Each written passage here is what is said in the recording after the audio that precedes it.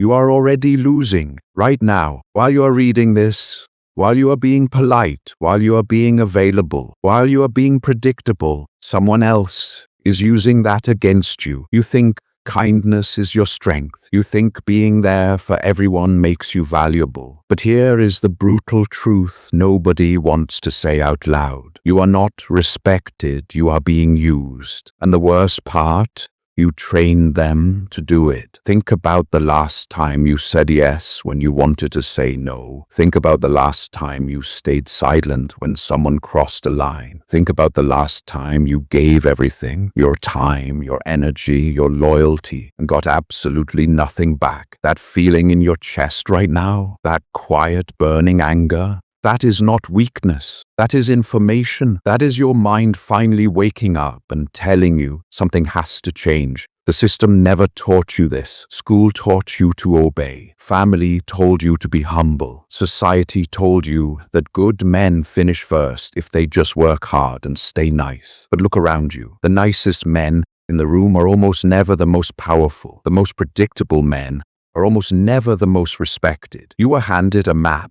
And the map was wrong. The people who gave it to you were not evil. They were just never taught the real rules either. But there are men out there who know the real rules. Men who have studied power not as a weapon of cruelty, but as a science of survival. And today you are going to learn what they know. There was a man born in Florence in 1469 who looked at politics, at people, at power, and refused to lie about what he saw. His name was Niccolò Machiavelli. He was exiled, tortured, and dismissed as dangerous. Why? Because he told the truth. He wrote the words that rulers wanted kept secret. He wrote the manual that the powerful used and then publicly condemned so that the powerless would never find it. He said this, and remember it. It is better to be feared than loved if you cannot be both. Not because fear is the goal, but because love without respect is just manipulation wearing a warm face. This knowledge is for protection,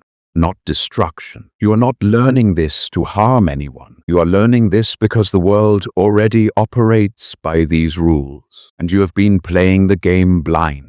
The first principle is this: never reveal everything you know. Most men, when they learn something impressive, immediately want to share it. They want to be seen, they want validation, but the moment you show your full hand, you lose your power. Think about a job interview. The man who talks about every skill, every weakness, every dream, he gets passed over. The man who speaks selectively, who holds something back, who makes you feel like there is more to discover, he gets called back. People are drawn to mystery. They fear what they cannot fully read. Start withholding, not lying, withholding. There is a difference. Drop this in the comments. The most powerful thing I own is what I choose not to say. The second principle: give limited access to yourself. Not everyone deserves a front row seat in your life. You have been handing out backstage passes to people who were never even fans. When you are everywhere, always available, always responding, always present, you become furniture, familiar, unexciting, taken for granted. But when you pull back,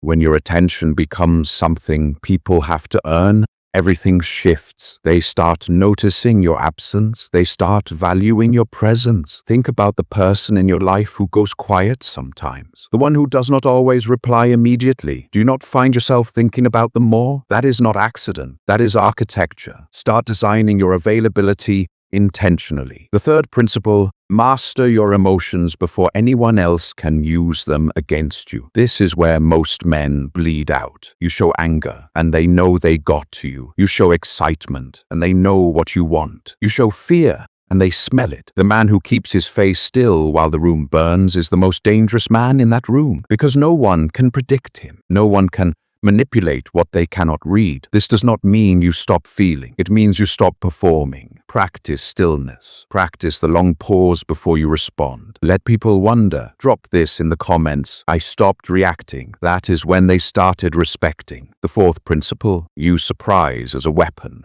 Predictable men are manageable men. When people can predict your next move, they can prepare for it, root around it, dismiss it before it even arrives. But the man who occasionally does the unexpected who gives generously when nobody expected it, who stands firm when everyone expected him to fold, who disappears when they thought he would beg, that man cannot be handled, he cannot be categorized. He becomes a variable in other people's equations, and variables make people uncomfortable. Uncomfortable people pay attention. Drop this in the comments. When I became unpredictable, I became unforgettable. The fifth principle, never show overconfidence. This one is counterintuitive, so stay with me. Arrogance is just insecurity wearing expensive clothes. The truly powerful man does not need to announce his power. He lets other people underestimate him. He stays quiet in the meeting and then delivers the idea that changes everything. He lets his opponent feel comfortable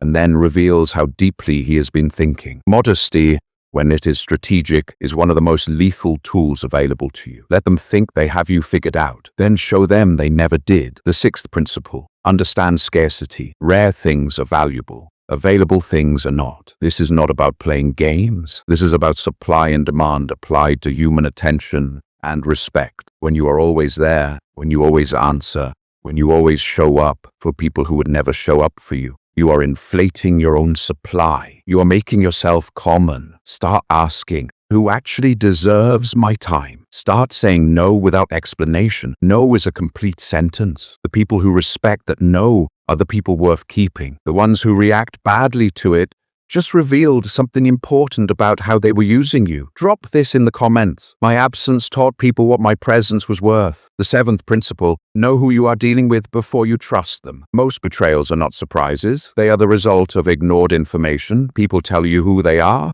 in the small moments, in how they talk about other people behind their backs, in how they react when they do not get what they want, in the small lies they think do not matter. Pay attention, not with paranoia, with precision. The man who reads people accurately is never blindsided. He does not give his loyalty to people who have not earned it. He does not offer his vulnerability to people who will use it. He watches, he waits, he decides. Drop this in the comments. I stopped trusting fast. I started watching longer. And now, here is where everything changes. You have been living on someone else's terms. You have been available, predictable, soft at the edges, hungry for approval. And that version of you has cost you more than you know. Time, opportunities, respect. But that version of you is finished now. The old you is dead, and you should not mourn him, because what stands in his place, what you are building right now, is something different, something that cannot be easily read or easily used or easily dismissed. You are a weapon pointed at your own future, not at other people, not at the world as an enemy, but at your own potential. Focused, precise, intentional. You are done being scattered. You are done being reactive. You are done handing your power to rooms full of people who never deserved it. You belong to no one, not to their expectations, not to their comfort, not to the version of you they decided you were 5 years ago. You are not obligated to be